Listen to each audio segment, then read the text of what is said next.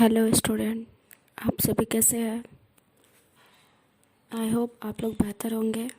आज हम class 10th का सप्लीमेंट्री का दूसरा chapter lesson 2 the judgement seat of Vikramaditya पढ़ेंगे, जिसकी हमारी ऑथर है सिस्टर निवेदिता। इस चैप्टर को पढ़ने से पहले हम इस पार्ट की स्टोरी को आपको बता देते हैं कि ये जो पूरा पार्ट है, जैसा ही आपको हिंदी में पार्ट का अर्थ नाम से पता चल रहा है कि विक्रमादित्य का जजमेंट सीट यानी न्याय सिंहासन जिस पर बैठकर वो न्याय करते थे, उसी के बारे में है। तो ये पूरी कहानी ही विक्रमादित्य के बारे में है, जो बहुत ही इतिहास के प्रसिद्ध राजा थे और वो उज्जैन में राज्य करते थे और वो बहुत ही बुद्धिमान थे न्याय करने में। लोग अपनी समस्याओं को लेकर उनके सामने आते थे और वो उन्हें उचित तरीके से न्याय देते थे और वो लोग संतुष्ट हो जाते थे और कोई भी अपराधी उनके सामने आने से डरता था, क्योंकि वे जानते थे कि राजा उनके गलती को, अपराध को पकड़ लेंगे। और ये कहानी स्टार्ट होती है उज्जैन में ही, जो राजा मर चुके हैं, लेकिन उनका जो महल है अब वो नष्ट हो गया है, बर्बाद हो गया है और खंडहर बन गया है। और गांव के जो लोग हैं उस जगह पर अपने गाय, बैल, बकरी, अपने पशुओं को चराने के लिए आते हैं। तो वहाँ उन्हीं खंडहर के बहुत सारे जो सामान है ढह गया है। वहाँ पर एक सिंहासन दिखाई देता है जिस पर एक छोटा लड़का बैठता है और वो न्यायाधीश की तरह बनकर खेलते हैं। वो राजा बन जाता है और बाकी जो लड़के होते हैं अपनी समस्याएं लेकर आते हैं और वो उनका उचित ढंग से न्याय करता है। और धीरे धीरे ये बात पूरे जगह में, पूरे गांव में, आसपास के शहर में फैल जाती है और जो लोग हैं वहाँ के, वो उचित न्याय पाने के लिए उस लड़के के पास जाने लगते हैं। और किसी तरह से ये बात उस समय के जो प्रेजेंट में राजा थे उनको पता चलती है, तो वो उस जगह को खुदवाई करवाता है, तो उन्हें जजमेंट सीट मिल जाता है विक्रमादित्य का। फिर वो घोषणा करते हैं कि हम 3 दिन के बाद इस सीट पर, सिंहासन पर बैठेंगे, सभी लोग पूजा करें, आराधना करें। लेकिन पहले दिन जब बैठने की बारी आती है तो उसमें से देवदूत, एंजल्स प्रकट होते हैं और पहला एंजल पूछता है, ढेर सारे सवाल पूछेंगे। क्या तुमने कभी कोई गलत काम नहीं किया?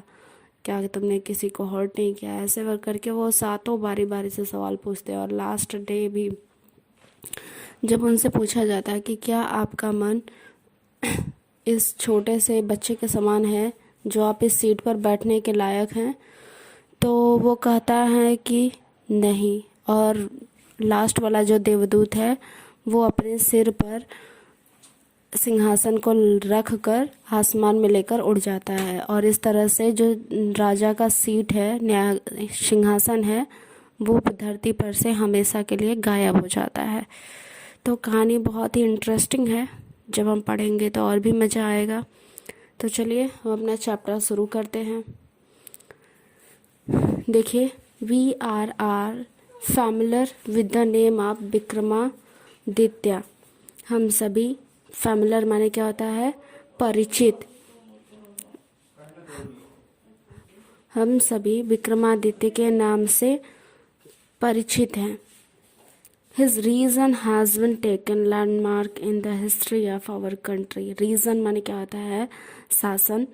हिस्ट्री माने इतिहास, कंट्री माने देश, लैंडमार्क मतलब एक कहेंगे विशेष तरह का चिन्ह है या विशेष स्थान है। तो हम कह रहा है कि उनका जो हमारे देश के इतिहास में उनका जो शासन है एक विशेष स्थान लिए हुए है या महत्वपूर्ण स्थान लिए हुए है। द विक्रम संवत ओज इट्स ओरिजिन टू हिम। कहा जाता है कि उनके नाम से ही, राजा विक्रमादित्य के नाम से ही विक्रम संवत चालू हुआ था या चलता है। राजा जो विक्रमादित्य थे उन्हीं के नाम से ही ये हमारा विक्रम संवत चलता है। Although his name is so famous, यद्यपि उनका नाम बहुत प्रसिद्ध है, it is strange that we are hardly know anything definite about his life. फिर भी यह विचित्र बात है कि हम उनके जीवन के बारे में कुछ भी स्पष्ट रूप से बहुत मुश्किल से जानते हैं। करा है कि विक्रमादित्य का नाम बहुत प्रसिद्ध है, बहुत फेमस राजा है, लेकिन उनके बारे में अगर कोई पूछ दे तो बहुत कम रोचक जानकारियां हैं। कैसे राजा थे, क्या थे, बहुत ही कम है हमारे पास, उसके बारे में हमें पता होता है। तो वही करा है कि यद्यपि उनका नाम बहुत फेमस है, फिर भी यह एक विचित्र बात है कि उनके जीवन के बारे में कुछ भी निश्चित रूप से जाना हम कठिन रूप से जानते हैं। आगे देखिए, there is one thing certain about him, उनके बारे में एक चीज़ निश्चित है, however he loved justice and learning, कि वे न्याय और विद्या से प्रेम करते थे। उनके बारे में एक चीज़ निश्चित है कि वो न्याय और विद्या से प्रेम करते थे। He gaved perfect justice to his people and gathered learn man about him in his court. करा है कि वो अपने लोगों को परफेक्ट माने सही या उचित या पूर्ण न्याय देते थे। और आगे करा है कि and gathered learn man and about him in his court, और वह कोर्ट माने दरबार होता है, कि अपने दरबार में विद्वान और ज्ञानी पुरुषों को एकत्रित किए थे। आगे कह रहा है he it is said that he was the greatest जज इन हिस्ट्री। ऐसा कहा जाता है कि वो इतिहास में सबसे महान न्यायाधीश थे, यानी न्याय करने वाले थे। ऐसा कहा जाता है कि पूरे इतिहास में सबसे उचित न्याय करने वाले राजा वही थे। अगला पैरा देखिए, विक्रमादित्य वॉज नेवर डिसिप्ड। विक्रमादित्य को कभी भी धोखा नहीं दिया जा सकता था। डिसीव माने क्या होता है, धोखा देना। Nor did he इवर punish the wrong man. आगे कह रहा है कि ना ही उन्होंने कभी किसी निर्दोष, रॉन्ग माने गलत होता है, मतलब निर्दोष व्यक्ति को दंड दिया। कह रहा है कि उन्हें कभी धोखा नहीं दिया जा सकता था और ना ही उन्होंने कभी किसी गलत या निर्दोष व्यक्ति को दंड दिया। The guilty trembled when they came before him, for they knew that his eyes would look straight into their guilt. कह रहा है कि गिल्टी माने अपराधी उनके सामने आने में कांपते थे, क्योंकि वे जानते थे कि उनकी आंखें अर्थात विक्रमादित्य की आंखें सीधे उनके गिल्ट माने अपराधों को या गलतियों को देख लेंगी या पहचान लेंगी। And those who came to him with difficult problem were always satisfied by the way he solve them. कह रहा है कि और वे लोग, कह रहा है कि and those who came to him with difficult problems, और वे लोग जो उनके पास कठिन या मुश्किल समस्याओं के साथ आते थे, वे हमेशा उनके न्याय करने के तरीके से या उनके द्वारा सुझाए गए सॉल्व मतलब हल किए गए तरीकों से संतुष्ट हो जाते थे। And so in India after him, whenever any judge pronounced his judgment with great skill, it was said of him, he must have sat on the judgment seat of Vikramaditya। कह रहा है और एंड सो, और इसलिए in India after him, Bharat में उनके बाद, whenever माने जब कभी, एनी जज कोई भी न्यायाधीश या कोई भी राजा बड़े ही स्किल माने कुशलता के साथ अपना न्याय किया होगा या सुनाया होगा, तब it was said of him, तब उसके बारे में कहा जाता है कि अवश्य ही वह विक्रमादित्य के न्याय सिंहासन पर बैठा होगा। यहाँ तक आप लोग को समझ में आया? चलिए आगे देखते हैं। Has anyone ever seen the judgment seat of Vikramaditya? Sister जो निवेदिता हैं वो पूछ रही है कि क्या कभी किसी ने विक्रमादित्य के नए सिंहासन को देखा है? Perhaps not. परहैप्स माने क्या होता है? शायद। नॉट माने नहीं, शायद नहीं। Because the seat does not exist anymore, क्योंकि न्याय सिंहासन अब और नहीं रहा। I am going to tell you how it disappeared. मैं आपको बताने जा रही हूँ कि यह कैसे डिसअपियर्ड माने अदृश्य हो गया, यानी सिंहासन जो था विक्रमादित्य का वो धरती पर से कैसे गायब हो गया उसके बारे में ही कहानी है। चलिए आगे देखते हैं। After the death of Vikramaditya the people of Ujjain in due course of time forget him. कह रहा है विक्रमादित्य की मृत्यु के बाद उज्जैन के लोग लंबे समय के कारण उन्हें भूल गए। कह रहा है कि विक्रमादित्य की मृत्यु के बाद उज्जैन के लोग लंबे समय के कारण उन्हें भूल गए। His palace and his fortress were ruined। उनका महल, फोर्ट्रेस माने किला होता है, कह रहा है कि उनके महल और किले ruined माने नष्ट हो गए या बर्बाद हो गए। The heaped up ruins having been covered with grass, dust and trees were turned into a pasture for feeding the cattle। कह रहा है हिप माने क्या होता है? ढेर होता है। तो कह रहा है कि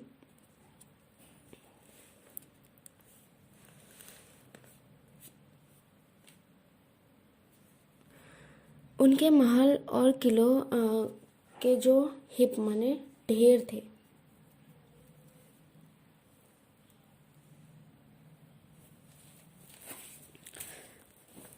देखिए फिर से कह रहा है द हेप्ड अप रूइंस। कह रहा है कि उनके जो महल और किलों के ढेर थे, having been covered with grass, वो घास, डस्ट माने धूल, और एंड ट्री माने पेड़ों से ढक गए। उनके जो महल और किलों के ढेर थे वे घास, धूल और पेड़ों से ढक गए। वे आगे करा है टर्न्ड इनटू अ पास्चर, और पास्चर माने क्या होता है? चरागाह, और चारागाह में बदल गए। फॉर फीडिंग द कैटल, पशुओं के भोजन के लिए। आगे कह रहा है the village people use to send their cows out to these pasture to graze. कह रहा है कि गांव के जो लोग थे अपने गायों को यानी अपने पशुओं को इस चारागाह में चरने के लिए भेजते थे। Early in the morning the cattle would go into the care of shepherd boys and would not return till late in the evening। कह रहा है कि अर्ली इन द मॉर्निंग, प्रत्येक सुबह जल्दी, the cattle would go into the care of shepherd boy, जो पशुएं हैं चरवाहे लड़कों के देख रेख में जाती थी। और कह रहा है कि आगे and would not return till late evening, और देर शाम तक वापस नहीं आती थी, यानी बहुत शाम को आती थी। कह रहा है कि प्रत्येक सुबह जो पशुएं हैं, गाय भैंस जो भी हैं, उनको चरवाहे लड़कों के देख रेख में या गड़ेड़ियों के देख रेख में भेज दिया जाता था, और वे देर शाम तक ही, सूरज ढलने के बाद ही वे क्या करते थे? वापस अपने घरों को आते थे। आगे कह रहा है कि when it was time to return a shepherd boy would call out from the edge of the pasture, and all the cattle along with their cow herd would gather round him, and together they would turn homewards। कह रहा है कि when it was time to return, और जब वापस आने का समय होता था तो कह रहा है कि a shepherd boy would call from the edge of pasture. तो एक चरवाहा लड़का जो है चारागाह के एक कोने से आवाज लगाता था, चिल्लाता था। And all the cattle along with their cow hertz, और सभी पशुएं अपने झुंड के साथ वुड गैदर राउंड हिम, उनके आसपास इकट्ठा हो जाती थी। And together they would turn homewards, और उसके बाद वे साथ साथ अपने घर को चल देते थे। तो इस तरह से हमने इतना पढ़ा। आप, मुझे लगता है कि आपको अच्छे से समझ में आ रहा है। अगर प्लीज़ आपको कोई भी दिक्कत है तो प्लीज़ आप मुझे बताइए। और आगे का जो वीडियो है, लेसन का हमारा जो पार्ट है, वो हम अगले वीडियो में देखेंगे, क्योंकि हमारा जो वीडियो है लंबा हो जाएगा। तो वो भी आप लोगों के लिए थोड़ा मुश्किल होता है, पढ़ने में इंटरेस्ट नहीं आता, बोरिंग सा होने लगता है। तो इतना पढ़िए और आप बताइए, प्लीज़ कमेंट में करिए, आप कमेंट करिए तभी मुझे पता चलेगा। अगर मुझे कोई इम्प्रूवमेंट करना है तब मैं कर पाऊँगी। आप मुझे प्लीज़ प्लीज़ बताइए। Thank you for watching this video.